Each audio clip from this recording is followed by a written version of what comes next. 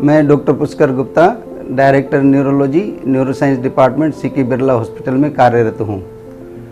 आज मैं आपको हेडेक के बारे में, हेडेक के कारण और इसके निदान एंड ट्रीटमेंट के बारे में संक्षिप्त जानकारी देना चाहता हूँ। वर्ल्ड वाइड हेडेक एक मोस्ट कॉमन हेल्थ प्रॉब्लम है। हेडेक एक सिम्टम है, यानी संकेत है। ये किसी बीमारी का कारण होता है, इटसेल्फ कोई बीमारी नहीं है। हेडेक के 300 से ज़्यादा कारण होते हैं जिनको सही इलाज करना बहुत ज़रूरी होता है और जानना भी बहुत ज़रूरी होता है। हेडेक मोस्ट कॉमन कारण न्यूरोलॉजिकल डिसऑर्डर्स होते हैं।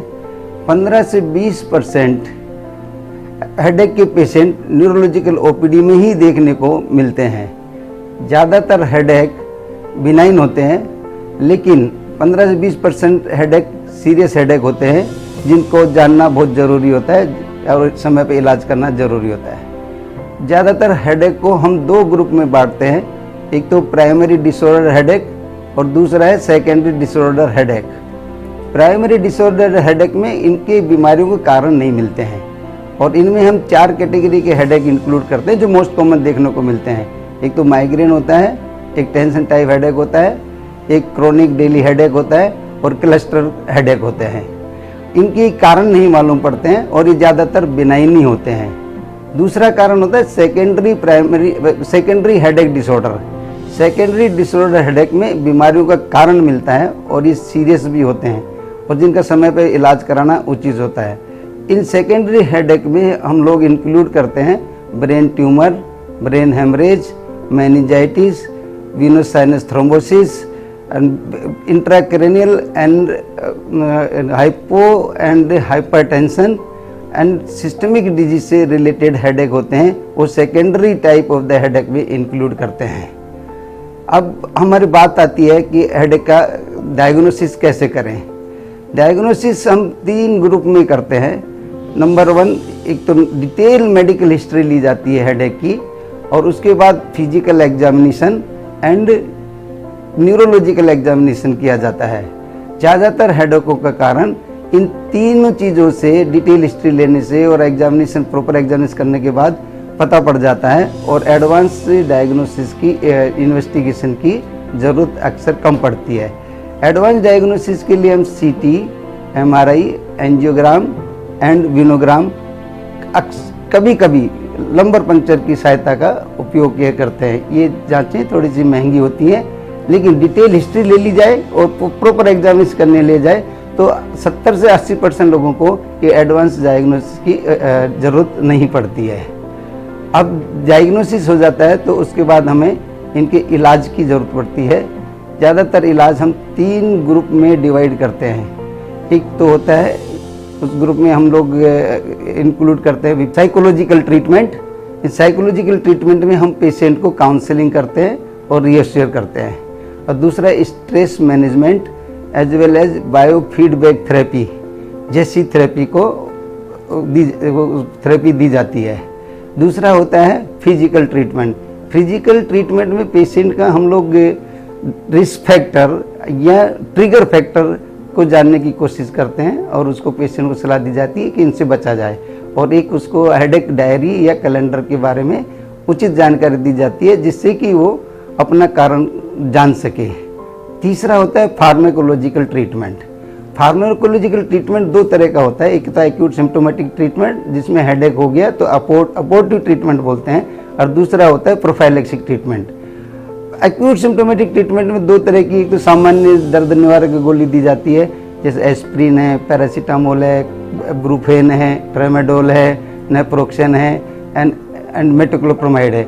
इनका आइसोलेटेड या एक कॉम्बिनेशन में इन दवाओं का दिया जाता है। अगर इन दवाओं से पेशेंट को दर्द में आराम नहीं मिलता है तो माइग्रेन स्पेसिफिक ड्रग होती है जैसे अर्गटामिन होती है, ट्रिप्टान होती है, इनका उपयोग किया जाता है। इन दवाओं का सेवन कभी कभी दिया जाता है, इनको हम रेगुलर यूज नहीं किया जाता है। अगर किसी मरीज का दर्द इन दवाओं से नहीं मिलता है और frequency of the headache, duration of the headache या सीवियरिटी ऑफ द हेडेक बहुत ज़्यादा होती है तो हम एक प्रोफाइलेक्टिक ट्रीटमेंट दिया जाता है। प्रोफाइलेक्टिक ट्रीटमेंट में मरीज है ना नियमित दवा ली जाती है। नियमित दवाएं डॉक्टर की सुपरविजन में ली जाती है और इनको हम 4 ग्रुप में बांटते हैं। एक तो बीटा ब्लॉकर ड्रग है, एक कैल्शियम चैनल ब्लॉकर ड्रग है, एक एंटी एपिलेप्टिक ड्रग है और एक एंटी डिप्रेशन ड्रग है। इन दवाओं का सिलेक्शन पेशेंट की कंडीशन पर डिपेंड करता है। अगर हेडेक एक्यूट सिम्टोमेटिक ट्रीटमेंट से नहीं सही हुआ और हेडेक की फ्रीक्वेंसी बहुत ज़्यादा है, ड्यूरेशन ज़्यादा है, सीवियरिटी ज़्यादा है, तो उनको हम प्रोफाइलैक्टिक ट्रीटमेंट दिया जाता है।